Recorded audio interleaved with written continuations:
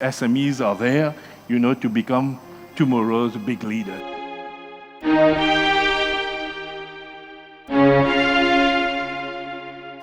But to understand an SMEs, how it moves, before I go over what are the critical factors that an SMEs need, let's share with you an example, a case study of a particular company, of a guy who's an engineer, who was working, he was in his comfort zone.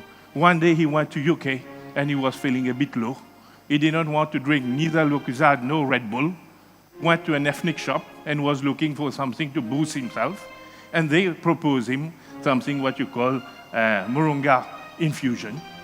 And after taking that, he realized, as he was feeling better, and this gave him a certain, inspiration, came back to Mauritius, started doing his research about it, went to Mauritius Research Council, saw the studies that were there. He was driving to about achieving a particular dream of him, go and engage. And today, in the short span of 5 years, he's already exporting.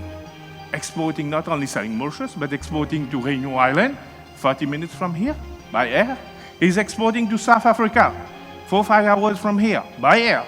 He's exporting to UK, France, 11 and 12 hours from here. And he's exporting to Canada, 20 hours from here. And that's what's the state of mind of a particular entrepreneur, a particular SME leader. Passionate, committed, tenacious. He will never give up. He will achieve the dream. But what is important, and nobody can deny, we cannot eliminate the contribution of SMEs. We cannot ignore that. They are the lifeblood of a particular economy.